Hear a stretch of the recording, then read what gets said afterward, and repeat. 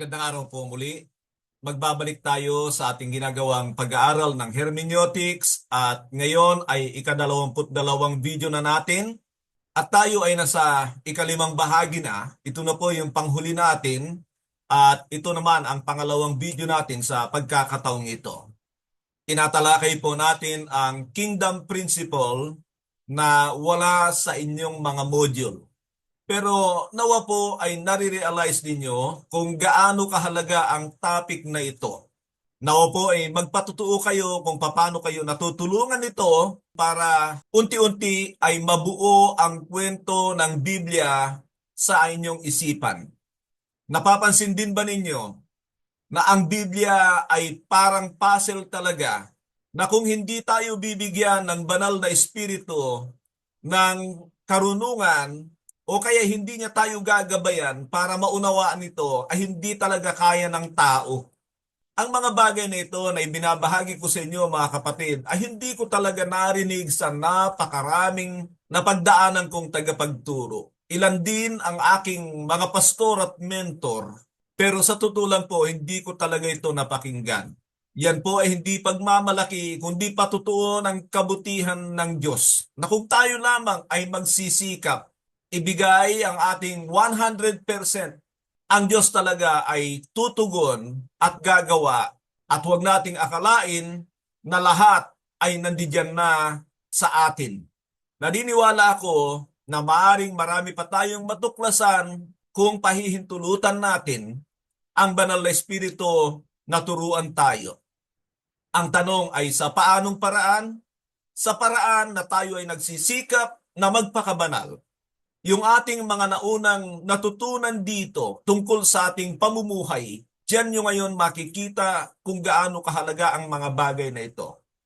Sasabihin ko po sa inyo na sa bagay na yon ay marami pa rin akong pagkukulang. Gayunpaman ay nagsikap din ako at sa biyaya ng Diyos ay humantong sa katulad nito sa pagkakataong ito. Sa nakaraan mga kapatid ay nagbigay ako sa atin ng overview tungkol sa kingdom. At nagbigay ako sa inyo ng 4 na punto na nais kong saglit na balikan sa pagkakataong ito. So ito ang aking unang punto. Number 1, the kingdom descriptions. Ito yung kung ano ang kaharian sa banal na kasulatan. Yung properties niya.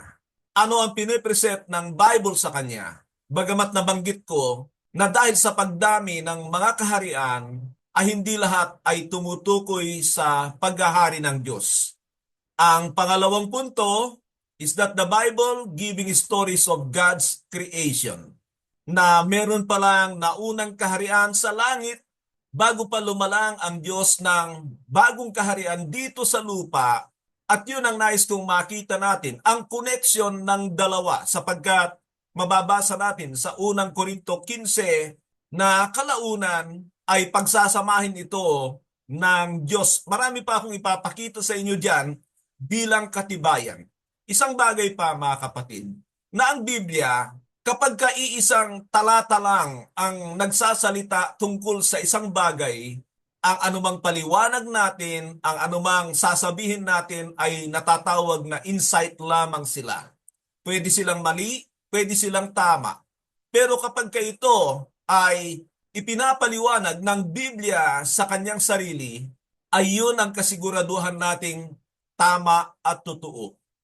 May mga halimbawa akong sasabihin dyan, pero baka hindi ko lang din natutuklasan pa ang kasagutan o karagdagang detalye ng tungkol sa bagay na yon. Ang tinutukoy ko sa inyo ay ang sinabi ng 1 Peter chapter 3 tungkol sa pagpunta ng Panginoon sa impyerno para mangaral sa mga espiritu doon. Aaminin ko na hindi ko pa nakikita yung karagdagang detalye noon para magpaliwanag kung ano ang mga nangyari.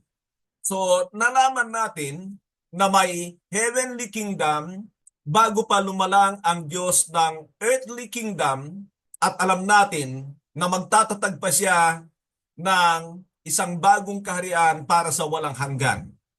Ang number 3 na punto natin is that the Bible shows that God has a kingdom in heaven At yan po ang nais kong talakayin sa pagkakataong ito para ipakita sa inyo kung ano yung kahariang yon.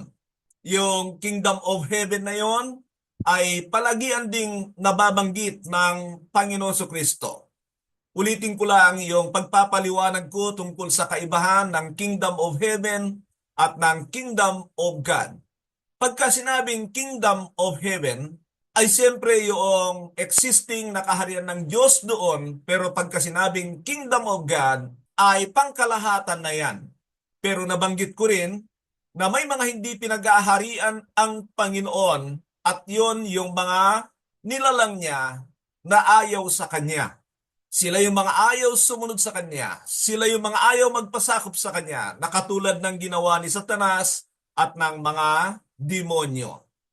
At sa pang-apat na punto natin, that the Lord Jesus Christ came to put up a kingdom. At maalala ko na naman yung first preaching niya na sinabi niya, repent for the kingdom of heaven has come near. Ang nababanggit ko yata sa nakaraan ay kingdom of God. Pero ang talagang nandiyan sa Matthew 4:17 ay kingdom of heaven.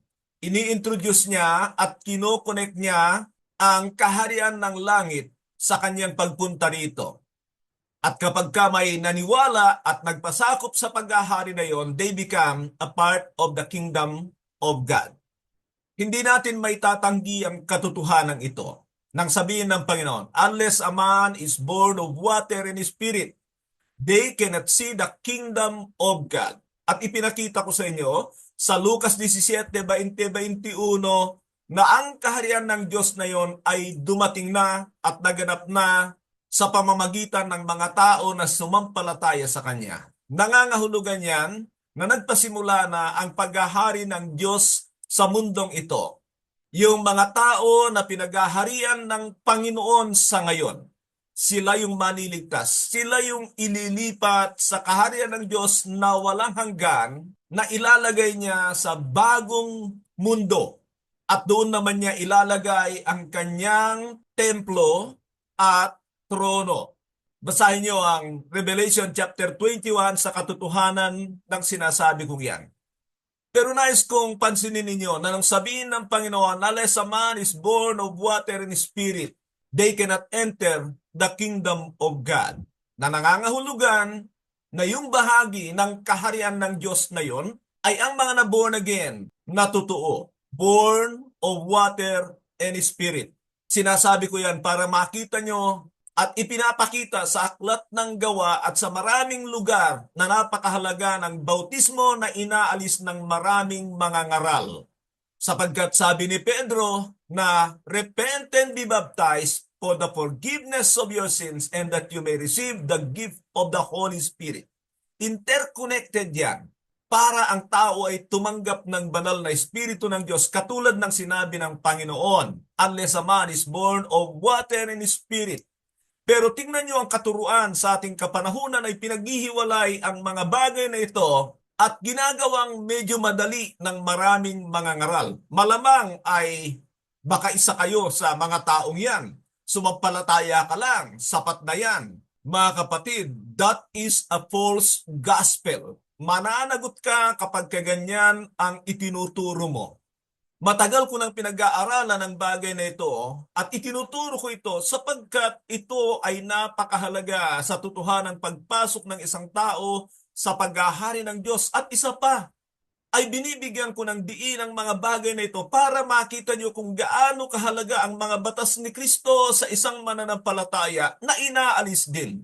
Ganyang katindi ang dyablo sa mundong ito, kinokontrol niya ang lahat ng bagay, pinag-aharian niya ang mundong ito na kung hindi tayo maging maingat, ay hindi lamang na tayo maging biktima niya, kundi magiging kasangkapan pa niya tayo.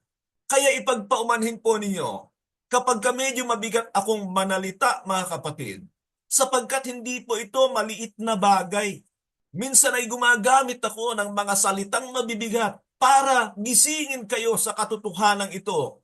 Dahil nakikita ko na kahit ito'y napapakinggan ng maraming tao, ay ipinagwawalang bahala lamang nila. Mas ginugusto nila yung madali sa kanila, yung madaling tanggapin ng tao, yung sila ay napapaborihan, yung sila ay nagbebenepisyo, minsan ay pampersonal at pampinansyal.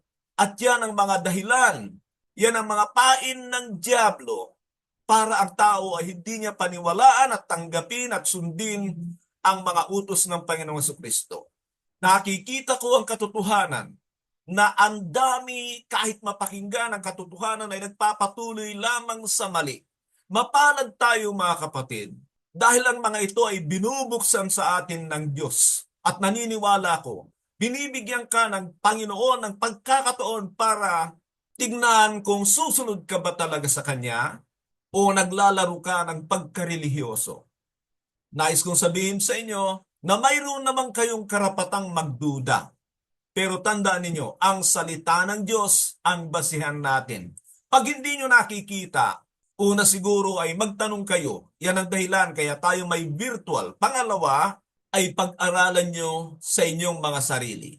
Ang ginagawa ko sa inyo ngayon ay binibigyan ko lamang kayo ng pinaka-guide. Ipinapakita ko sa inyo ang tila hindi nakikita ng marami. Nagiging bulag sila sapagkat ang totoo ay hindi talaga sila naghahanap at naghahangad ng katotohanan. So, yung mga kabahagi sa kaharian ng Diyos ngayon ay yung mga tunay na born again. Bahagi ng kanyang totoong iglesia. Pinananahanan sila ng Espiritu ng Diyos. Yan ang selyo ng Diyos sa kanila. Yan ang tanda ng pag-aari ng Diyos sa kanila.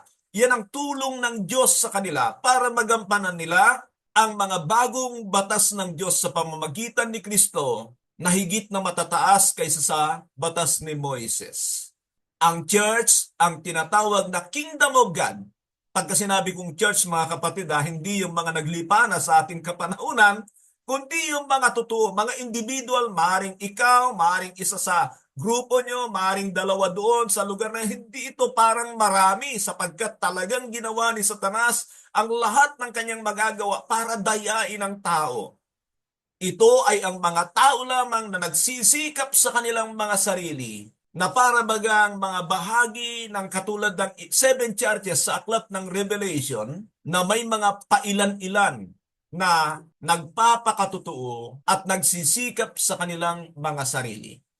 Mga kapatid, baka sabihin nyo, Pastor, bakit parang lahat ay gawa ng tao? Hindi po. Tingnan ninyo ang Biblia at makikita ninyo ang sinasabi ng Panginoon.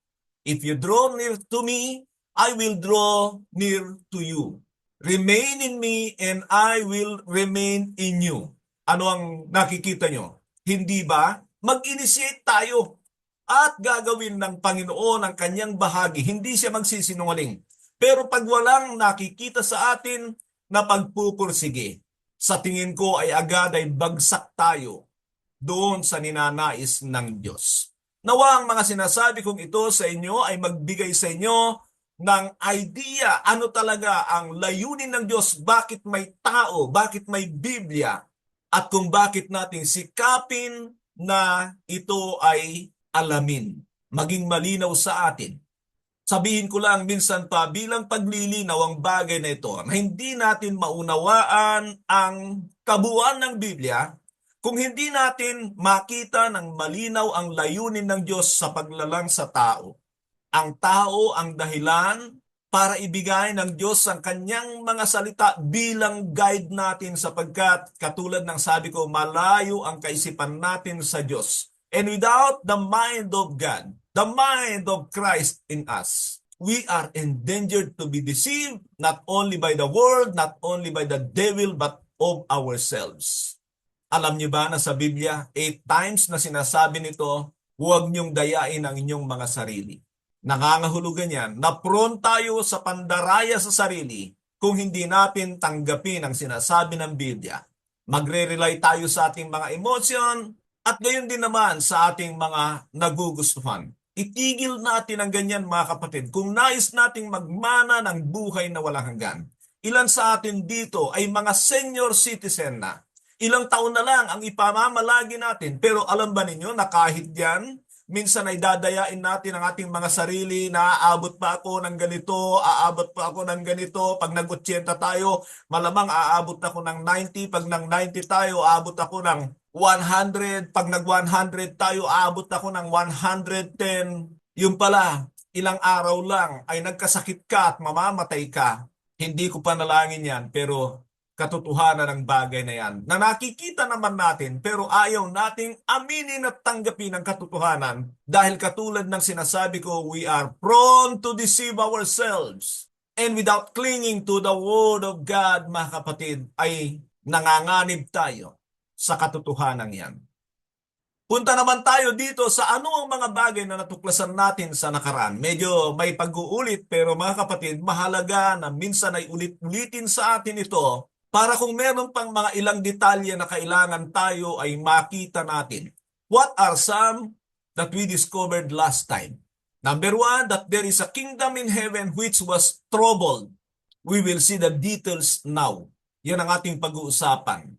Number two, God put up a kingdom for human which failed. At yan ay sa mundong ito, para ito sa tao. At nais ko na rin sabihin, na alam ba ninyo na yung bagong kaharian sa walang hanggan ay kaharian ng tao? Kaya nga sabi ko, mahalaga yung pagkakatawang tao ng Panginoon Jesucristo. Ito lang kasi ang nakikita ko diyan. Masyadong degraded ang tao sa kapanahunang ito. Kaya hindi matanggap ng marami na si Kristo ay buong-buong tao nung nagkatawang tao. Nung naparito ay dahil sa ating kalalagayan bilang tao. Ipapakita ko rin pala sa inyo ang mga kaibahan ng mga anghel sa atin. Ang mga mamamayan sa kaharian ng langit, sa kaharian dito sa lupa. Ipapakita ko yan sa inyo ngayon. At kung titignan nga natin, ay talagang parang degraded talaga. Ang tao, yan ay dahil sa pagpasok ng kasalanan. Pero darating ang panahon na bibigyan tayo ng Panginoon ng bagong buhay at higit sa lahat, ang kapangyarihan ay nagmumula sa Kanya. Ang authority ay mula sa Kanya. Kaya itong degraded na kalalagayan natin ngayon, ay sinabi ng nabasa natin sa nakaraan, and they will reign on the earth. They means mga magtatagumpay yan. Mga magtatagumpay sa kasalanan, sa diablo, sa antikristo at sa mundo. Na sila'y kasamang maghahari ni Kristo. At ang tanong, sino ang mga paghaharian nila? Sige po, mag-isip kayo. Pero yan ay ipapakita ko sa inyo ng malinaw pagdating natin sa dulo because we are talking about from kingdom to kingdom. Dito sa ating punto na number 2, God put up a kingdom for human ay ipinakita ko sa inyo ang concern ng Diyos sa tao. That everything was well provided before He created a human. Sinasabi ko yan para sana ay magtiwala tayo sa Diyos na hindi tayo magkukulang kung uunahin natin siya. Pangako ito ng Diyos, hindi nagkulang ang mga alagad, pero alisin natin ang mga luho ng ating mga katawan kung gusto nating mabuhay sa walang hanggan, maghari sa walang hanggan, na kasama ang ating tagapagligtas. Isang bagay pa na maalala ko sa natutunan natin, much of the earthly kingdoms today are headed by the enemy, the one who rebelled in heaven, Satan. At ipapakita ko rin sa inyo kung gaano karami ang kanyang mga anghel na naging demonyo because they lost the glory of God. Sila ang mga minions ni Satanas. Sumusunod sila kay Satanas. And mind you mga kapatid, ipinabasa ko sa inyo sa nakaraan ang Efeso 2:1 at 2 hanggang 3 na kung hindi ka masunurin sa Diyos, minion ka ni Satanas. Ulitin ko, kung hindi ka masunurin sa Diyos, minion ka ni Satanas. Ang pang-apat ay God tried an earthly kingdom sa pamamagitan ni Abraham. Alam niyo po ba yan? Through Abraham, God promised nation and nations. Mamaya ikukot ko po sa inyo. Pero ito muna ang nais kong basahin mga kapatid. Ang Genesis chapter 18 to 19. Genesis 18 to 19. Ganito ang sabi niya. Bakit pinili si Abraham? Ito ang nakikita ng Diyos sa kanya. Abraham will surely become a great and powerful nation, and all nations on earth will be blessed through him. For I have chosen him, so that he will direct his children and his household after him to keep the way of the Lord by doing what is right and just, so that the Lord will bring about for Abraham what he had promised for him. Ano po ang ipinapakita ko sa inyo? Una, ang background dito ay noong plano ng paulanan ng apoy ang Sodoma at ang mga karatig na bayan, at kasama na rin ang pagdalaw ng Panginoon kay Abraham para sa kanyang magiging anak. Pero bago gawin ng Panginoon ito sa pamamagitan ng dalawang anghel, ay sinabi ito ng Panginoon at ipinapakita sa atin na may dahilan pala kaya pinili ng Diyos ang mga salin-lahi ni Abraham. Ano yon? Na sila ay tuturuan ni Abraham na maging masunurin sa Diyos, sa mga batas ng Diyos. Ngayon ay ikukot ko sa inyo ang Genesis 12:1-3 na sinabi doon, "The Lord had said unto Abram, Leave your country and your people and your father's household and go to the land I will show you. And I will make you into a great nation and I will bless you. I will make your name great and you will be a blessing. I will bless those who bless you, and whoever curses you I will curse. And all peoples of the earth will be blessed through you." Yan po ang pangako ng Diyos kay Abraham nung siya'y tawagin. Pero ang nais kong makita muna natin ngayon, mga kapatid, ay tungkol doon sa pangako niya, "I will make you into a great nation. And all nations will be blessed through you." Pagdating natin sa covenantal principle, ay papakita ko sa inyo na yung nation, great nation, "I will make you into a great nation," ay Israel yan. Pero yung all nations will be blessed through you, ay ito yung mga mananampalataya na galing sa iba't ibang bansa. Na kung babasahin ninyo ang Revelation chapter 7 verse 9, ay darating sa kaharian ng Diyos sa langit yung mga kukunin ng Diyos dito sa lupa na maging mamamayan ng kanyang walang hanggang kaharian. Pero ano po ang ipinapakita ko sa atin? Na itong pangako ng Diyos na ito kay Abraham ay twofold promises. For the nation of Israel na nag-fail, and for His church na alam natin na hindi mag-fail kung sila ay sasampalataya ng tuloy-tuloy. Pang-individual ang bagay na yan. Nakukuha po ba ninyo? So ano pa ang ating natutunan sa nakaraan? Sabi ko rito sa number 5, unsuccessful. God promised a new kingdom, but at this time will be led by His Son. Unsuccessful means yung nation ng Israel. Israel covenanted to God through their mediator Moses. Pero ang church ay covenanted to God through their mediator Jesus Christ. Sinasabi ko yan para makita nyo ang kaibahan ng bansang Israel bilang pinili ng Diyos at ang iglesia ng Panginoong Jesucristo. Sinasabi ko rito na naging unsuccessful ang Israel sa pagpili sa kanila ng Diyos. At alam ng Diyos ang failure ng Israel. Pero may isang hari doon na nalalapit sa puso ng Diyos, ang paghahari ni David. At alam ba ninyo na noong malapit ng mamatay si David ay nakipagtipan ang Diyos sa kanya, na nangako ang Diyos na magpapatuloy ang kanyang salin-lahi sa kaharian. Pero kung titingnan ninyo, nag-fail din ang Juda na kinabibilangan ni David, pero ang pangako ng Diyos ay matutupad sa pamamagitan ng Panginoong Jesucristo para sa kahariang walang hanggan. May dalawang lugar na nakikita ko na nung malapit mamatay si David ay nangako ang Diyos sa kanya. Sa Psalm 89, basahin ninyo, nandiyan ang pakikipagtipan ng Diyos kay David, kaya may tinatawag na Davidic Covenant, ay dahil nangako sa kanya ang Diyos ng walang hanggang kaharian. At doon sa 2 Samuel chapter 7, basahin ko lang po itong sinabi ng verse 16. 2 Samuel chapter 7 verse 16. Your house and your kingdom will endure forever and never before me. Your throne will be established forever.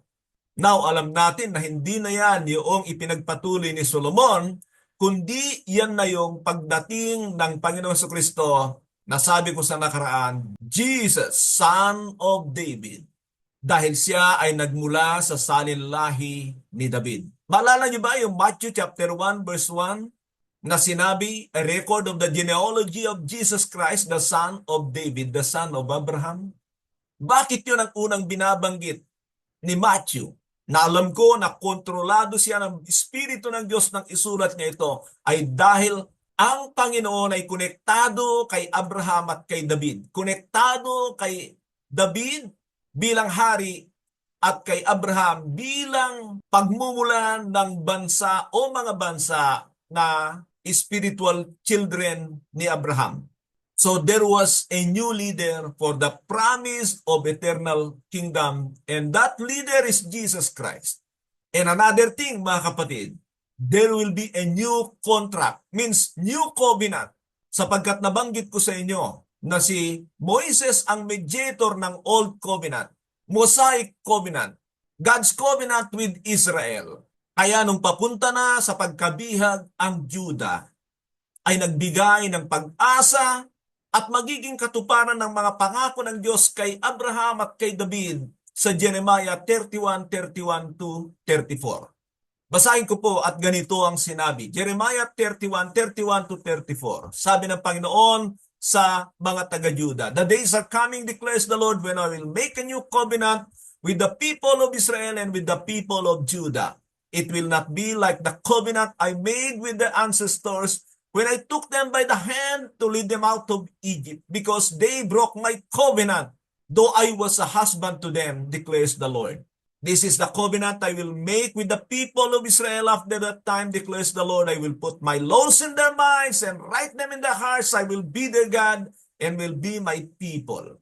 Mga kapatid, ang mga talatang ito'y ipinapaalala ng sumulat ng Hebreo sa mga Hudyo na may pangako ang Diyos sa kanila. Sa Hebrews chapter 8, beginning verse 6 to 13, basahin po ninyo, halos eksakto na ito ay pinapaalala sa kanila sapagkat yung mananampalatayang Hudyo na yon ay gusto na namang bumalik sa kanilang pananampalatayang Judaismo dahil nanghihinawa sila sa persecution na kanilang dinaranas, sa kahirapang kanilang dinaranas.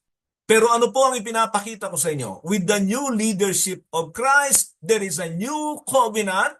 Kaya nga hindi natin pwedeng angkinin yung tipan ng Diyos sa Israel kasi sa verse 13 ng Hebrews chapter 8, expired na yun. Expired na yun 2,000 years ago. Tayo nga takot kumain ng expired na pagkain sa isang araw lang. O baka naman nasanay kayo na gumamit ng sasakyan na expired ang registration, o kaya ang inyong lisensya expired na, gamit pa rin kayo ng gamit. Ganyan ang ginagawa ng marami sa expired na tipan ng Diyos sa Israel. Gusto lang nila ang mga pangako sa New Covenant na ito dahil ito ay pangwalang hanggan, pero ayaw nilang iwanan yung mga pangako sa Israel na hindi naman para sa kanila. Para yun sa Israel eh. Lalamangan pa natin ang Diyos sa mga ganyang pamamaraan na ginagawa natin. Mga kapatid, hindi natin pwedeng gawin yan.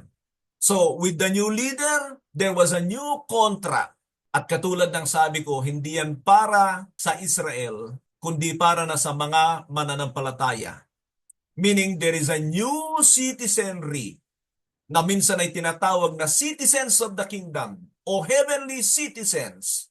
At nais kong basahin sa inyo ang Ezekiel 36, 26 and 27. Medyo nagtitipid tayo ng oras, pero kung may katanungan kayo, ihanda po ninyo mga kapatid para itong mga ito ay maging malinaw. Now, ano ang nais kong makita nyo? Na malaking usapin ang kaharian ng Diyos at konektado sa New Covenant, and with all these things is the leadership of the Son of God, our Lord Jesus Christ. Kaya tandaan nyo itong mga sinasabi ko sa inyo.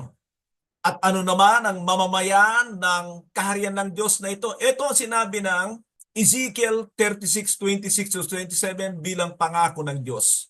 Sinabi niya, I will give you a new heart and put a new spirit in you.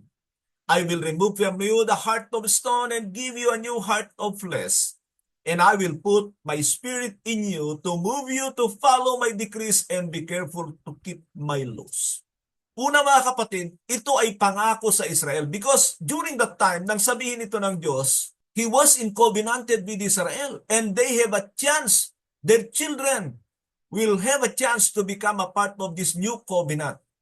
Kaya sa mga sinusulat ni Pablo ay sinasabi niya, wala nang kaibahan ang mga Hudyo sa Hentil.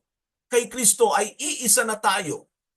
Efeso 2:11 hanggang 13. Pinag-isa na ng Diyos ang tao sa Kanya, ang Israel at ang mga Hentil.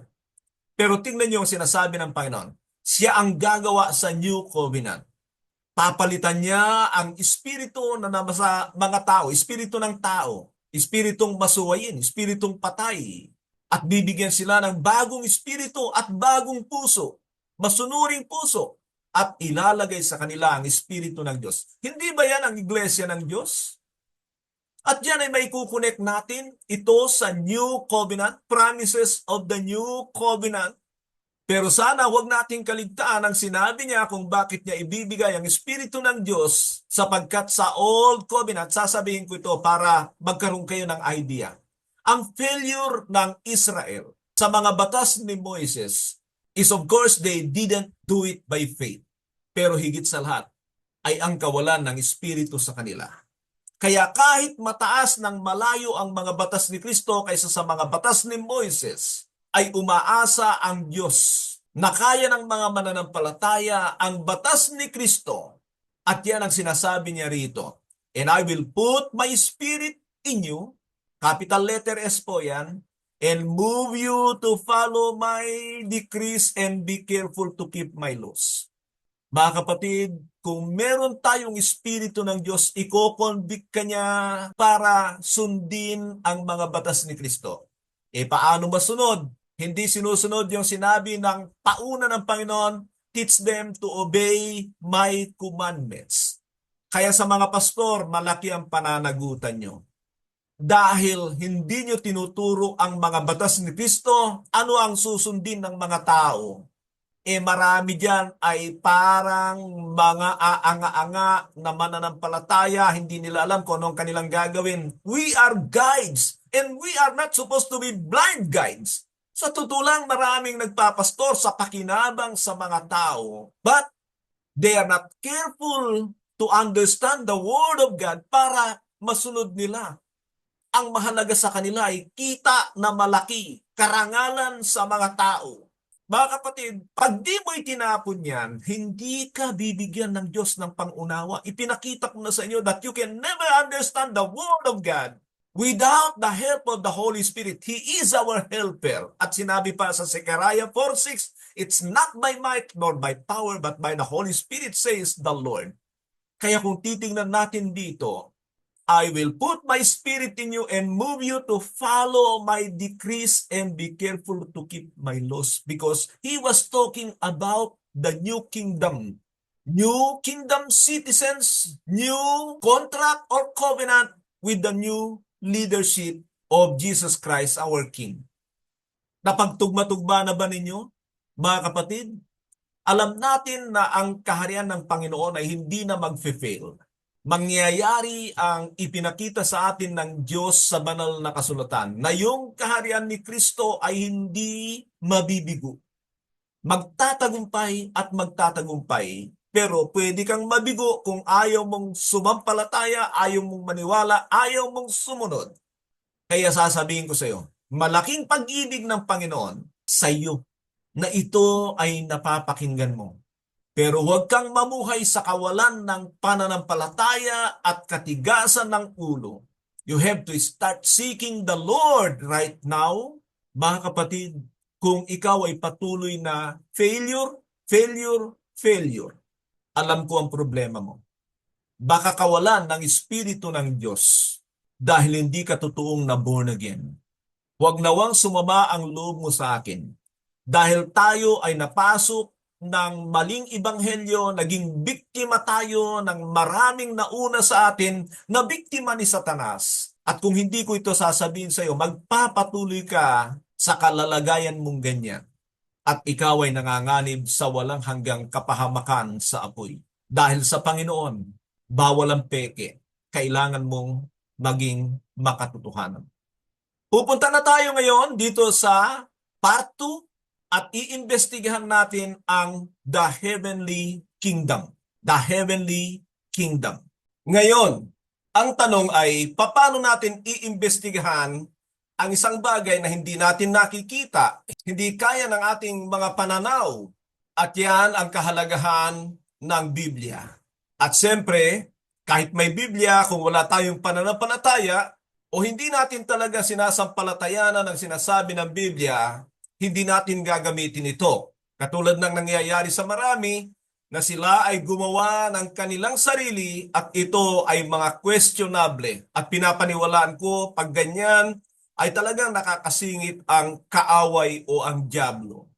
Kaya tandaan natin ang isang katotohanan na kapag kinakailangan nating malaman, maunawaan o magkaroon ng kaisipan sa isang bagay na nais ng Diyos, ay pinagkakalooban niya tayo mula sa banal na kasulatan. Maalala niyo ba yung sinasabi ng Deuteronomio 29:29 na sinabi na may mga bagay na ibinibigay ang Diyos at may mga bagay na itinatago ang Diyos na yun ay para lamang sa Kanya.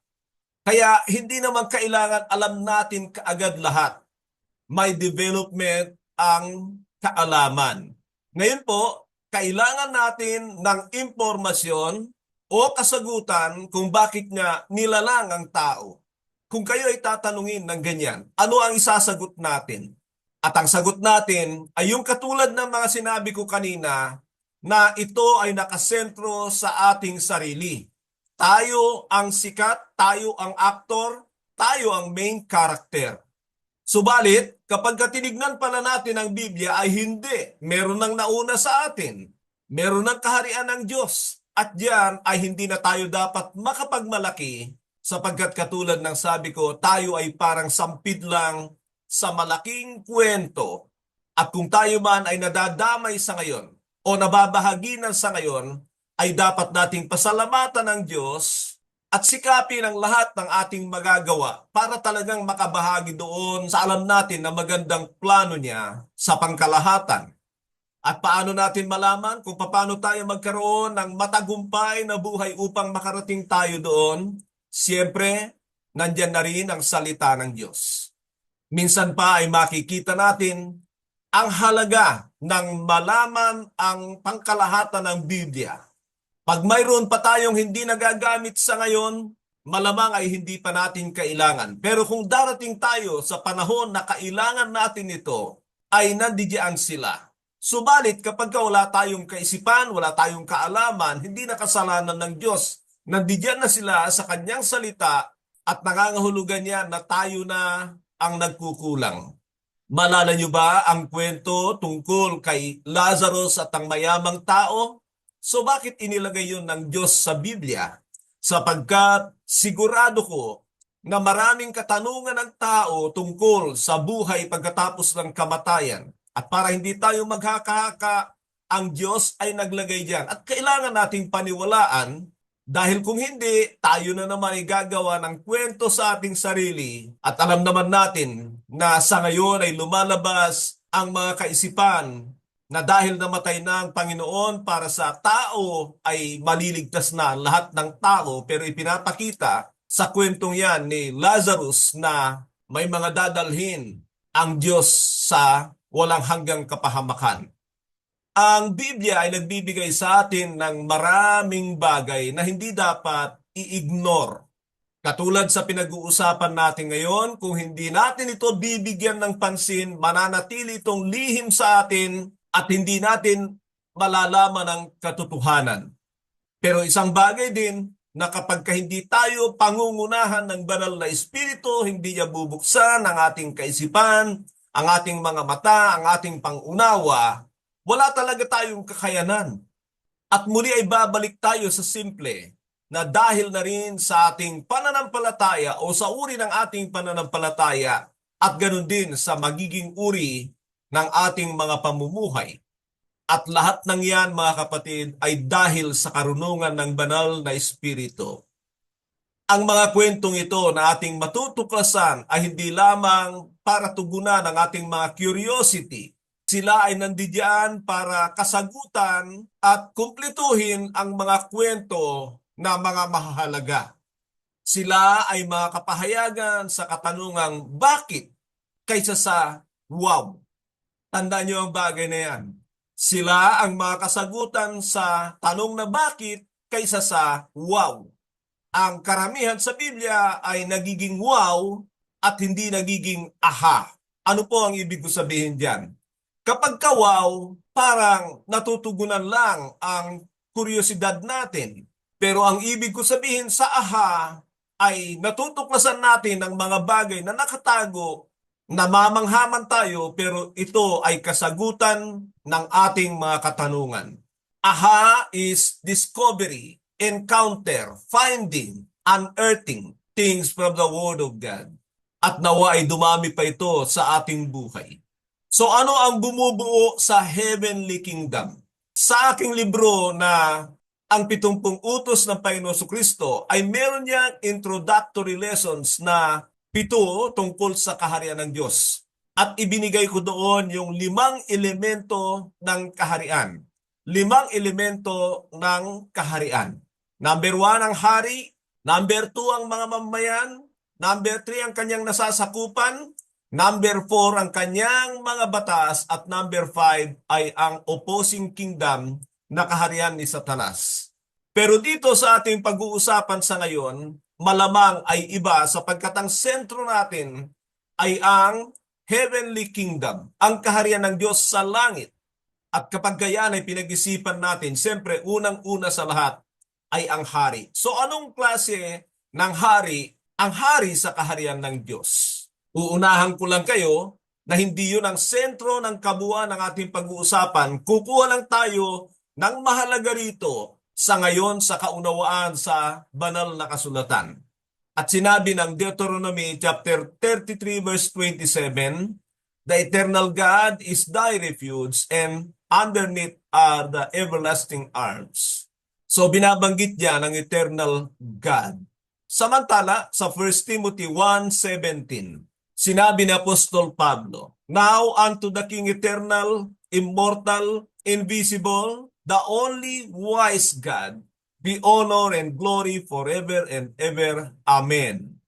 Diyan ay makikita na natin ang andaming attribute ng Diyos na sinasabi ni Apostol Pablo. Siyempre, pagka si Apostol Pablo ay mapagkakatiwalaan natin yan. Sigurado yan. Yun ay dahil sa kanyang karanasan sa Diyos at sa ginawa ng Diyos sa kanyang buhay. So ano ang sinasabi niya tungkol sa hari? Siya ay eternal king, immortal, invisible, the only wise God. So now we can see that the king is eternally existent, meaning he has no beginning and no end. At minsan ay binibigay niya ang kanyang pangalan na Alpha and Omega. He is immortal, meaning hindi siya mamamatay. Pero makikita natin ang kanyang kalalagayan na sa king, that he is God, eternal king. Only wise God. Para walang pagdidiin, pero siya ang Diyos na walang hangganan ng kanyang karunungan, walang bahid, walang dungis, walang kakulangan. Yan ang ibig niyang sabihin dito. He is the supreme being, eternally existent. Sinabi ng Job 1:6, "One day the angels came to present themselves before the Lord, and Satan also came with them." Bago natin bigyan pansin, ay basahin ko pa ang Job chapter 2 verse 1. "On another day, the angels came to present themselves before the Lord, and Satan also came with them to present himself before him." Dito ay makikita natin ang mga kaganapan sa hindi nakikitang kaharian ng Diyos doon sa langit. Nagbigay ang Diyos ng mga ganitong detalye na ngayon ay nagagamit natin. nakikita natin na sa langit may kaharian talaga ang Diyos at mayroong aktibong aktibidad doon. Ang Job 1:6 ay mga kaganapan bago ang pagsubok kay Job. Samantala, ang Job 2:1 ay mga kaganapan pagkatapos ng pagsubok kay Job. Pero isang bagay na makikita natin diyan, mamaya na natin pansinin si Satanas, ay ang accountabilidad ng mga anghel sa Diyos. At kung papansinin pa natin, ang mga usapan doon ay konektado dito sa lupa. Nakita nyo ang katotohanan yan? Na kung pag-iisipan natin, parang kamakailan lamang ang lupa at mamaya matutuklasan natin na matagal ng panahon na nandoon ang mga anghel na yon, pero ngayon ay nai-involve sa usapin ang sangkalupaan. Ano ang dahilan ng mga ito? Diyan yung makikita ngayon, yung sinasabi ko kanina na mga salitang wow at yung aha. Pagka wow, namamanghalang tayo na meron palang ganon. Pero kung aha, ay nakikita natin ang kahalagahan nito sa kwento ng tao. Ano ang gusto nyo? Wow o aha? Ako gusto ko aha. Natutuklasan ko yung mga bagay na dahilan ng Diyos kung bakit may mga anghel, pero hindi ganon. Dahil sila yung malaking kwento at tayo yung sampid lang. Binibigyan ko ito ng diin, mga kapatid, para makita nyo na hindi tayo ang sentro ng lahat ng mga ito. Dahil yan ang totoong nagaganap sa tao. Tayo na ang naging sentro ng lahat. Yun ay dahil wow ang nakita natin sa kaharian ng Diyos sa langit at hindi aha. Ngayon at nakikita natin na merong mas malaking kaharian ng Diyos sa langit na mamaya matutuklasan natin ang dami ng anghel doon. Kung ikukumpara natin sa tao, ay babanggitin ko lang ito ha, pero huwag niyo kong paniwalaan. Babanggitin ko lang na ang kasalukuyang dami ng mga anghel sa langit kumpara sa tao ngayon dito na nasa, sabihin na natin, 8 billion. I-close natin sa 8 billion pero palagay ko ay wala pa. At ang kaharian ng Diyos sa langit, pagkatapos maihiwalay ng 1/3 na mga anghel na nagrebelde sa Kanya, ay nasa 100 trillion pa. Na nangangahulugan na ang equivalent ng isang tao sa mga anghel. Alam niyo kung ilan? Ay hindi bababa ng 12,000. 12,000 na anghel, isang tao. 12,000 na anghel, isang tao. Ngayon, sasabihin natin na mas malaki tayo, tayo ang sentro ng Diyos, tayo ang sikat, tayo ang aktor dito, at napaka-importante natin sa Diyos. Mga kapatid, tandaan niyo itong sasabihin ko. Alam niyo kasi sa Diyos, lahat ng bagay na Kanyang nilalang, mahalaga sa Kanya. Nakadisenyo sila sa walang hanggan. Lahat sila nakadisenyo sa walang hanggan. Walang kaibahan ng pag-ibig at kaimportantehan na Diyos ng isang alikabok dito sa lupa sa pinakamalaking star na tuklasan ng tao. Noong mga nakaraan, ang alam ko lang ay yung Betelgeuse. Pero sa ngayon ay may mga mas malalaki na. Sinasabi ko ito para makita nyo that everything in God is important. But if they do not serve for His purpose, the eternal joy of God, the eternal glory of God, ay ano naman para sa Diyos? Ano ang ibig ko sabihin diyan? Mahal tayo ng Diyos, pero kung hindi natin gagampanan ang layunin ng Diyos para sa atin, ano naman para sa Diyos kung tayo ay mahiwalay sa Kanya sa walang hanggang kapahamakan? Sabi ng Isaiah 43:7 that everything God created and calls for His glory ay talagang mahalaga sa Kanya. But if you do not serve your purpose, sino ka ba para pahalagahan ng Diyos? At yan din ang sasabihin ko sa sarili ko. Who am I? Para ibilang ko ang sarili ko na napaka-importante. Itong pinag-uusapan natin ngayon, may malaking kaugnayan ito sa layunin natin. Kung maalala nyo ay sinabi ko, ang layunin ng Biblia ay para maunawaan natin ang tao. At ang layunin ng tao ay malalaman sa Biblia. Now, sinasabi ko yan mga kapatid dahil marami na akong naririnig na nagsasabi o nangangaral tungkol sa purpose ng tao, pero yung nakikita ko, hindi yun ang naririnig ko sa marami. Maraming purpose ng tao. Katulad ng to become a family of God at for the glory of God, for the joy of the Lord. Pero ang nakikita ko talaga na layunin ng Diyos ay para ipalit tayo sa mga nagrebeldeng anghel sa langit. Kaya kung rebelde tayo rito sa lupa, mga kapatid, what is that? Sino tayo para sa Diyos? Alabok lang tayo. Yan ang dahilan, kaya kinuha tayo sa alabok. Na sinasabi ko nga, lahat ng nagpapakumbaba sa harapan ng Diyos, na sinasabi nila, ako ay alabok katulad ni Abraham at ni David, ay talagang nalulugod ang Diyos sa kanila. Pero tignan ninyo kung paano ituring ng tao ang kanyang sarili. Nangyari sa kanya yung sumpa ng pagiging masuwayin, ang pagiging self-centered. Lagi siyang gusto niya na sentro. Laging gusto niya na siya ang sikat, siya ang artista. At yan ay minaximize ni Satanas sa ating kapanahunan sa pamamagitan ng mga selfie-selfie. Kaya mga kapatid, kung magbi-video kayo, magre-reels kayo, gawin ninyo sa kaluwalhatian ng Diyos. Hindi ba yan ang sabi ng Biblia? Kaysa gusto lang nating magpasikat, gusto lang nating kumita, sabihin ko sa inyo mga kapatid, na hindi ko nilalakad na magkapera ako sa mga video na aking gagawin. Baka matempt ako. Nakalaunan ay gumagawa na lang ako ng mga video para sa pera. Gusto ko na maraming makapanood ng mga ganito. Pero alam ko na kontrolado ito ng Diyos. Na kung nais niyang makapakinig ang mga tao ng isang bagay na nais niya, at ito'y mahalaga para sa kanila, ay gagawin ng Diyos. Pero kung ako ang magpupursigi alang-alang sa pera, mga kapatid, alam ko na yan ay kasangkapan ng dyablo. Nakuha ba ninyo ang kaisipan diyan?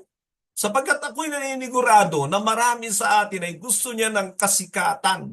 Gusto nating maging dakila sa lupang ito. Mga kapatid, yung greatness na ipinangako ng Diyos kay Abraham, na you will become great, sa Panginoon ang sinabi niya, if you want to become great, you must be a servant of all. Iba ang greatness sa New Covenant. Maging katulad ka ng Panginoong Jesucristo na dahil sa kanyang pagpapakababa ay itinaas sa pinakamataas na kalalagayan that every knee should bow, every tongue should confess that He is Lord. Nakukuha po ba ninyo? So dito ay nakikita natin that the angels are actively involving in human activities in the service of the King. Malala ko rito yung Hebrews 1:14 na ang mga anghel ay para paglingkuran ng mga maliligtas. At maraming mga katuruan ngayon ay talagang sila ang nag-uutos sa mga anghel. Hindi ang Diyos ang nag-uutos sa mga anghel para paglingkuran yung mga maliligtas. Hindi tayo yung taga-utos. Hindi pa tayo dakila kaysa sa mga anghel. Kung mangyayari yon, titingnan natin. Baka nga mangyari yon dahil sa connection natin sa Panginoon. At yan ay maaaninag sa Hebrews chapter 2. Now, diyan ay makikita natin that the king has a lot of servants and citizens na kailangang magpasakop sa kanya. Sabihin ko lang na-reject yung mga hindi nagpasakop sa kanya. Nawala yung image ni God sa kanila. And they become demons.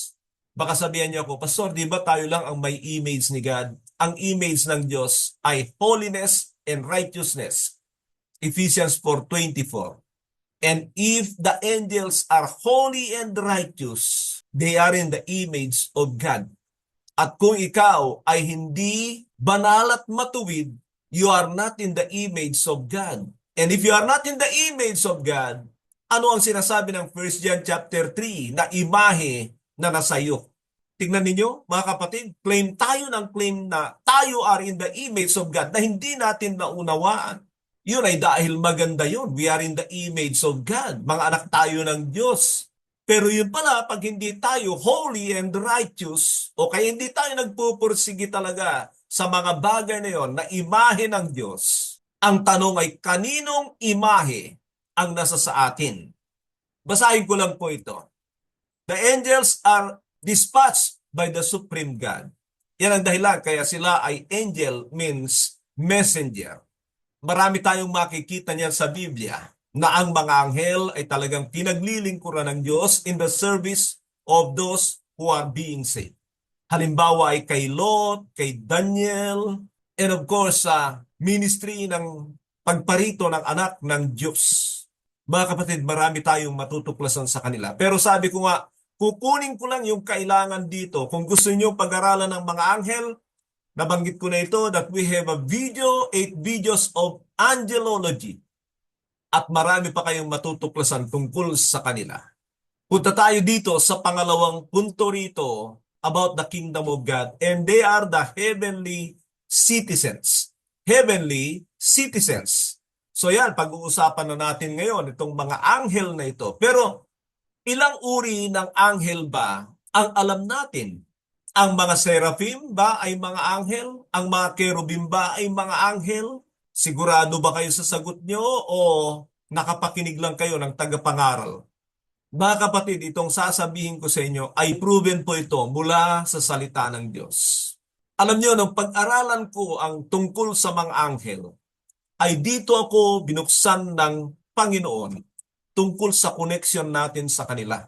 Never ko itong napapakinggan. Ang alam ko lang noon ay sila ay ginagamit ng Diyos para paglingkuran tayong mga tao. Meron silang aktibidad dito sa lupa. Pero yung pinaka-sentro, malaking dahilan ng Diyos bakit sila nakikialam dito sa lupa ay hindi ko alam. Bakit? Kasi nakikinig lang ako sa tagapangaral eh. Nagbabasa lang ako ng mga libro. Nagkaroon lang ako ng maraming wow, pero walang aha. Pero nung natutunan ko yung mga aha, natunaw yung mga wow. Nakukuha ba ninyo ang ibig ko sabihin?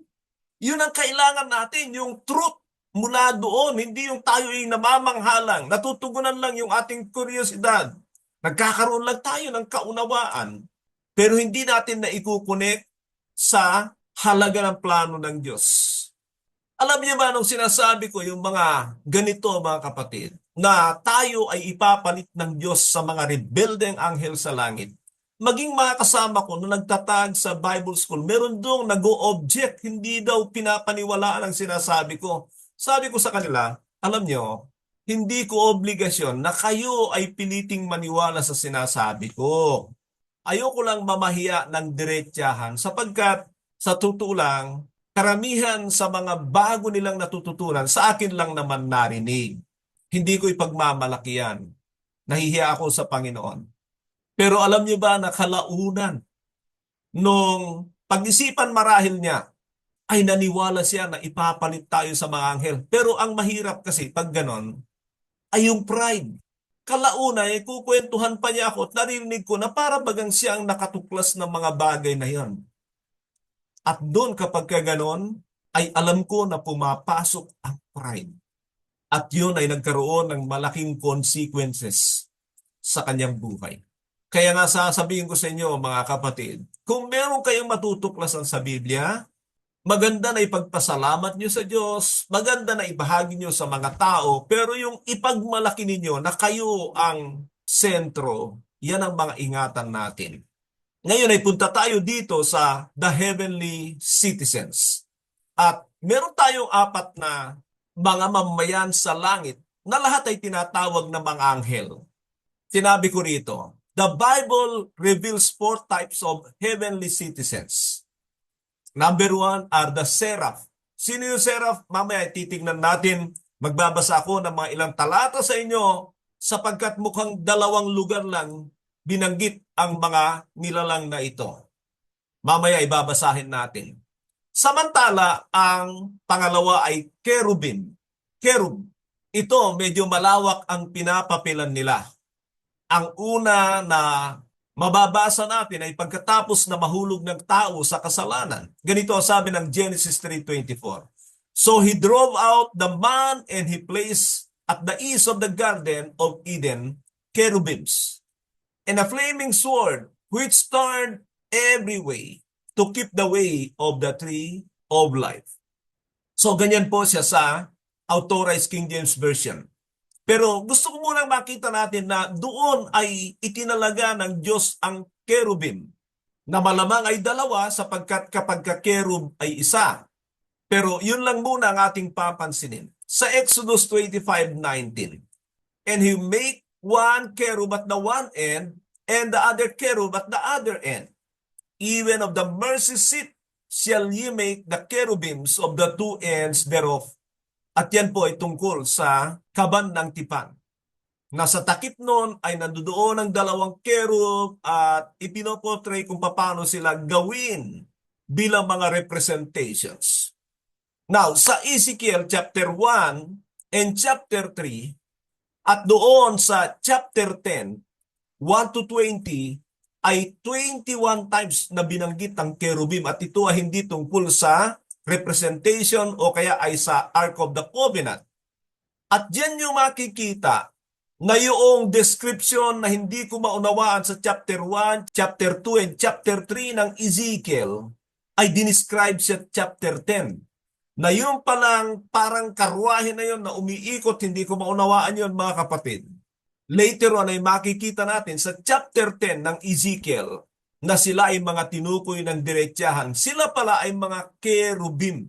Ngayon po, dito rin sa aklat na ito ay binanggit ang tungkol sa isang cherubim na kakaiba. At yan ay nais kong basahin natin sa aklat ng Ezekiel chapter 28, 14 and 15. Pero nais kong sabihin sa inyo na kapag kayo ay nag-aral, isama nyo yung context, basahin nyo sa medyo mataas, basahin nyo hanggang ibaba, nang sa gayon ay makita nyo kung sino talaga ang tinutukoy niya. At sinabi rito, you were anointed as a guardian cherub, for so I ordained you. You were on the holy mount of God, you walk among the fiery stones, you were blameless in your ways, from the day you were created till wickedness was found in you. Now, isama ko pa itong verse 16. Through your widespread trade, you were filled with violence and you sinned. So I drove you in a disgrace from the mount of God, and I expelled you, guardian cherub, from among the fiery stones. Dito ay marami tayong makikita tungkol sa kung sino ang diablo at ito rin ang kaganapan sa langit. Pero makikita natin na si Satanas ay guardian cherub. At hindi lamang siya guardian cherub, kundi anointed guardian cherub. Anointed guardian cherub. Alam niyo po ba kung ano ang ibig sabihin ng anointed? Kayo ba ay anointed? Anointed means filled. Sa salita natin, anointed means sa salita natin na Pilipino ay pinahiran. Pero ang ibig sabihin niyan sa wikang Ingles ay filled with the Holy Spirit. Sa Old Testament ay binubuhusan sila ng langis, hindi pinapahiran. Para sana ay parang representasyon ng kapunuan o kapuspusan. Pero yun talaga ang ibig sabihin ng anointed. They were filled with the Holy Spirit. At alam ba ninyo na sa New Covenant, lahat ng mananampalataya ay pinuspos, pinuno ng banal na Espiritu.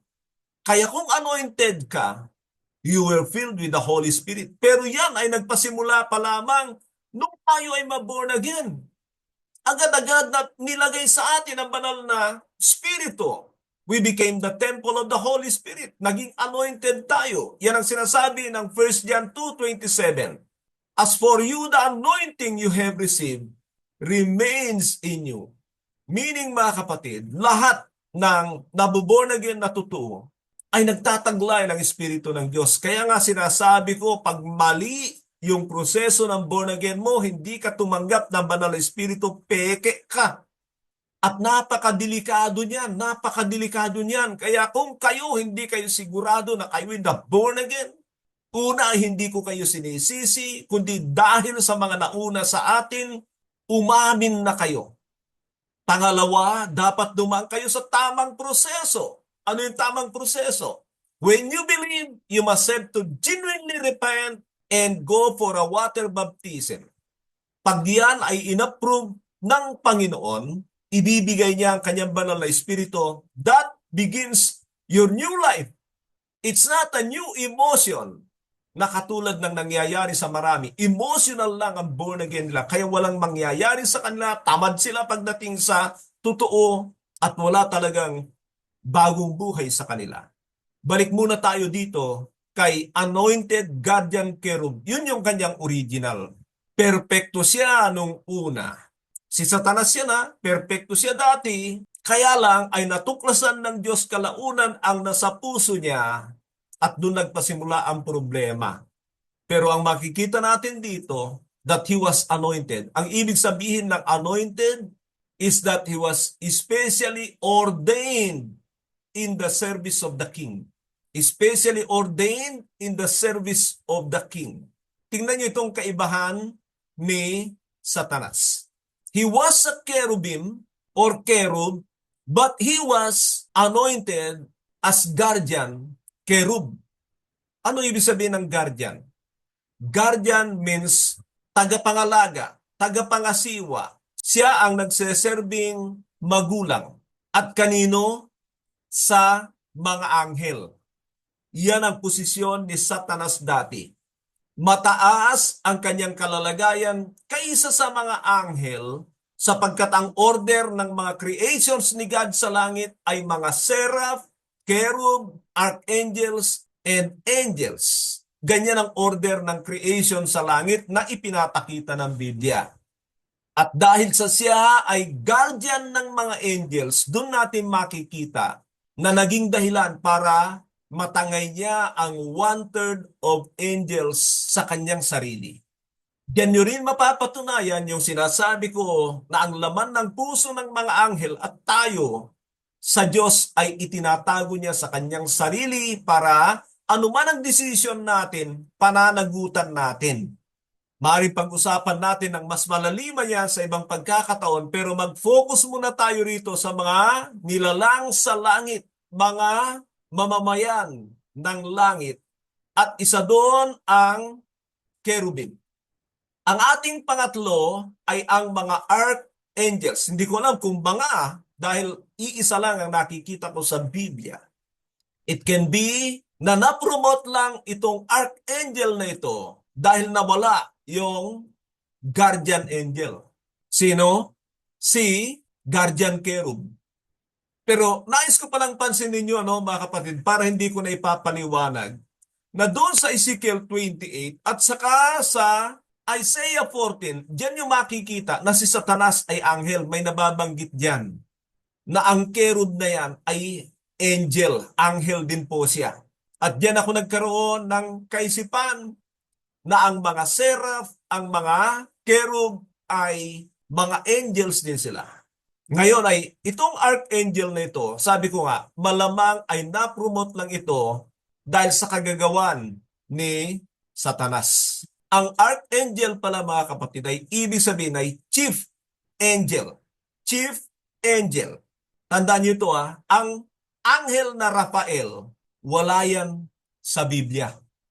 Wala yan sa Biblia. Gawa-gawa yan ng Roman Catholic. Tandaan nyo yan yung Rafael, wala yan sa Biblia. Ang meron sa Biblia ay Gabriel. Pero si Gabriel ay hindi si archangel. Siya ay angel na may special assignment. Dito sa first batch ng hermeneutics ay may nagtanong kung ano yung nasa chapter 10, kung yun ba ay anghel o ang Panginoon. At ang maganda, nung tinanong ako, hindi ko kaagad sinagot dahil wala akong panahon para basahin muli. Kung ako ay nagyabang at sasabihin ko na siya ang Panginoon, nagkamali ako. Dahil kalaunan, kung titingnan ninyo ang chapter 9, ay makikita nyo dyan na itong anghel na ito na si Gabriel ay siya pala yun. Alam niyo kung bakit ako nagku-question? Kasi doon sa chapter 10 ay kaya siya ni Satanas na pigilan. Kaya ako nagduda na yun ang Panginoon. Dahil ang Panginoon kahit nung siya ay nagkatawang tao, being anointed, walang laban sa kanya ang dyablo. Doon sa aklat ng Daniel chapter 10, pinipigilan siya ng Satanas at kailangan niya ng tulong ni Michael dahil may ihahatid, may gagawin itong si Gabriel para kay Daniel. Si Gabriel ay makikita lamang sa dalawang lugar. Doon sa aklat ng Daniel at dito sa aklat ng Lucas. Siya yung aktibo na angel dyan sa kapanganakan ng Panginoon. Tingnan nyo, sabi ng Lucas 1:19, "And the angel answering said unto him, I am Gabriel, and I stand in the presence of God, and I am sent to speak to you, to show you these glad tidings." Now, si Gabriel yan. Samantala dito sa Jude 1:9, ito naman ay si Archangel Michael. Yet Michael the Archangel, when contending with the devil, he disputed about the body of Moses, durst not bring against him a railing accusations, but said, "The Lord rebuke thee." Makikita nyo na kahit si Archangel Michael ay hindi niya kaya ang diablo without the authority of God to him. Ginagamit niya ang pangalan ng Diyos kay Satanas because cherub are greater than archangel. Ito pa ang isang trabaho ng archangel. 1 Thessalonians 4:16, "For the Lord himself shall descend from heaven with a shout, with the voice of the archangel, and with the trump of God, and the dead in Christ shall rise first." Diyan ay makikita ko na parang iisa lang ang archangel na si Michael, and he is a warrior. Special envoy din siya. Kakaiba rin siya sa lahat ng mga anghel. Now he is leading the faithful angels of God na makikita natin later on sa Revelation chapter 12. Basahin niyo po yan para makita po ninyo. And lastly, mga kapatid, ay ang mga angels. Ang mga angels ay parang normal lang sila. Minsan ay napagkakamalang tao kapag nakatago ang kanilang mga pakpak, maraming kwento tungkol sa kanila sa Biblia. Kung hindi ako nagkakamali, binabanggit din sila not lesser than 300 times sa banal na kasulatan, or almost 300 times. Understanding things about the angels broaden our understanding about God, mga kapatid. At nung sila'y pag-aralan ko, doon ko nakita ang katotohanan o pinakita sa akin ng Diyos ang katotohanan at dahilan kung bakit niya nilalang ang tao. But the angels has long been created by God. Matagal na silang nilalang ng Diyos. Basahin niyo na lang po ito sa Job 38:4-7.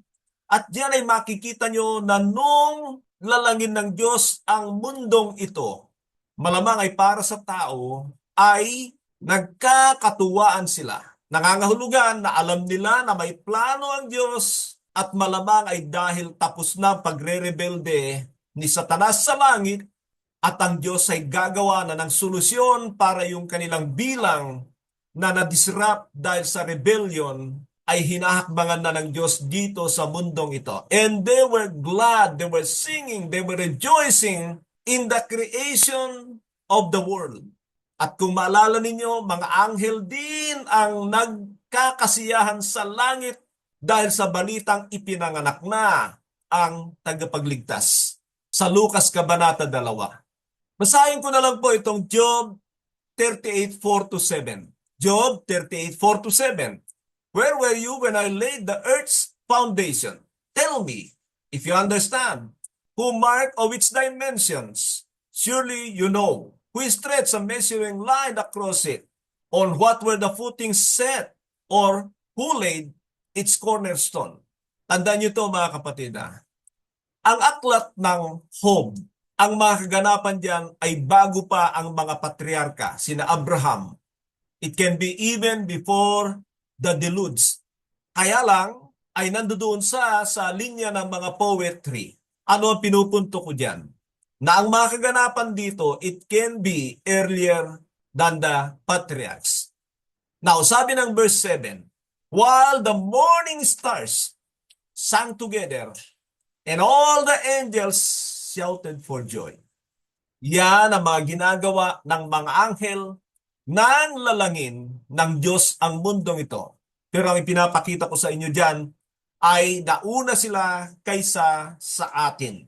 Sa Psalms 148, beginning verse 2 ay sabi niya, praise Him all His angels, praise Him all His heavenly hosts, praise Him sun and moon, praise Him all you shining stars, praise Him you highest heavens, and you waters above the skies. Let them praise the name of the Lord, for at His command they were created. Napapansin ba ninyo? Napapansin ko. Ang napapansin ko diyan ay yung sinabi niya rito, for at His command they were created. Na nangangahulugan ang mga anghel ay nilalang ng Diyos sa pamamagitan ng let there be. Malala niyo yung Genesis chapter 1? Let there be, and it came to pass. Yun ang nakikita ko na paraan ng Diyos sa paglalang sa mga anghel. Sa pamamagitan ng kanyang salita, nilalang ang lahat ng bagay. Kung gayon ay tumutugma rin yung sinasabi ng John 1:1, in the beginning was the Word, and the Word was with God, and the Word was God. The Son was in the beginning with God, and nothing was made without Him, and by Him, and through Him. That is the Word of God. Pero ito ang gusto kong makita nyo mga kapatid, na kung ganun lang pala na parang napakasimple ng paglalang ng Diyos sa mga anghel, bakit nung nagrebelde sila, yung 1/3 ng mga anghel, ay hindi pa lumalang ang Diyos ng mas marami pa kung gusto niya? Hindi niya ginawa. Bakit? God has a design for everything, a perfect design sa lahat ng bagay. Kaya ang ginawa ng Diyos ay nagplano na gumawa ng tao at lumalang ng tao. Pero diyan natin makikita ang paraan at kailan nilalang ng Diyos ang mga anghel na ito. Pagdating sa kanilang bilang, tingnan natin ito, Revelation 5:11. Revelations 5:11. And I beheld and I heard the voice of many angels round about the throne and the beast and the elders, and the number of them was 10,000 times 10,000 and thousands of thousands. Mga kapatid, pag binilang niyo yung mga zero ng kanyang sinabi at i-multiply po ninyo, lumalabas ang bilang ng mga anghel na ito na aabot ng 100 trillion. 100 trillion. Hindi ko sinasabing eksakto yan. Pero ganyan ang kalalabasan niya dito sa salitang ito. Kaya ako nababanggit kanina na ang katumbas ng isang tao sa mga anghel ay 12,000 na maanghel bawat isang tao sa ating kapanahunan. Pero alam naman natin na marami ng mga namatay mula sa paglalang ng Diyos sa mga tao. At alam din natin na marami doon ay muling bubuhayin para makasama sa kanyang kaharian sa walang hanggan. Pero ano pinapakita ko sa inyo? Yung kanilang bilang. May sinasabi ang Biblia tungkol sa kanilang bilang. Pupunta tayo sa susunod na pag-uusapan is the heavenly throne. The heavenly throne, because we are talking about the heavenly kingdom. Sa Isaiah chapter 6, verse 1 to 5. In the year that King Uzziah died, I saw the Lord high and exalted, seated on the throne, and the train of his robe filled the temple. Above him were seraphim, each with 6 wings. With 2 wings they covered their faces, with 2 they covered their feet, and with 2 they were flying. And they were calling to one another, Holy, holy, holy is the Lord Almighty. The whole earth is full of His glory. At the sound of their voices, the doorpost and the threshold shook, and the temple filled with their smoke. Woe to me, I cried, I am ruined, for I am a man of unclean lips, living among the people of unclean lips, and my eyes have seen the King, the Lord Almighty. So dito ay binibigyan tayo ng Biblia ng glimpse sa kanyang trono na sinasabi ni Isaias na doon niya nakita ang Panginoon. Tandaan niyo yung salitang yan. Isaiah saw the Lord. Pero ano ang nangyayari diyan? Ang nangyayari diyan ay yung activity ng mga anghel habang ang hari ay nakaupo sa trono at kung paano ang glorious kingdom na ipinapakita sa atin. Diyan natin masasabi yung wow. Pero sana ay ma-realize natin yung aha na ano yon. Na kahit mga seraphim ay nagtatakip ng kanilang sarili sa kabanalan ng Diyos. At si Isaias na matagal ng propeta ng Diyos na nakikita na tapat sa Diyos, ay alam niyang mamamatay siya sa presensya ng Diyos. Kaya diyan ay makikita natin na ang Diyos mismo ang kailangang maglinis sa Kanya. Alam natin na hindi lang ito ang pagkakataon na may nakakita sa Diyos. Nagpapakita siya, lumalabas siya sa mga ilang elder ng Israel, sa mga leader ng Israel. May mga ilang nakakita sa Diyos. Now, it is even this prophet saw the Lord. Pero kung titignan natin later on itong sinabi ng John chapter 12 verse 40 and 41. Pakinggan po ninyo. John 12:40 to 41. He has blinded their eyes and hardened their hearts so that they can neither see with their eyes nor understand with their hearts nor turn and would heal them. Ano sinasabi dito ng Panginoon? Kinukot niya ang sinasabi ni Isaias na na pinatigas ng Diyos ang kanilang mga puso, binulag niya ang kanilang mga mata, baka sila'y makakita. Masama ba ang Diyos? Hindi.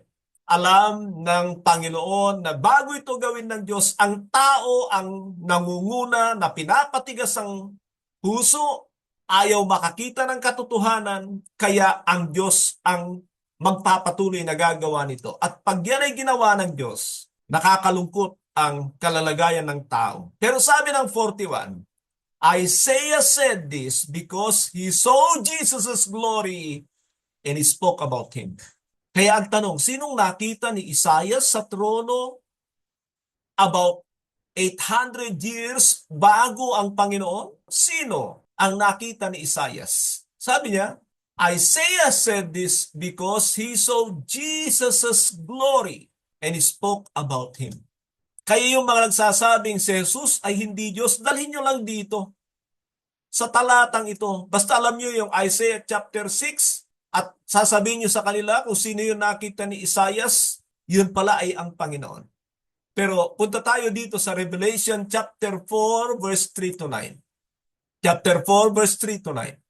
And the one who sat there had the appearance of a jasper and ruby, a rainbow that shone like an emerald encircled the throne. Surrounding the throne were 24 elders, 24 other thrones, and seated on them were 24 elders. Itong mga nakaupo rito, mga kapatid, pinapaniwalaan kong mga tao, elders.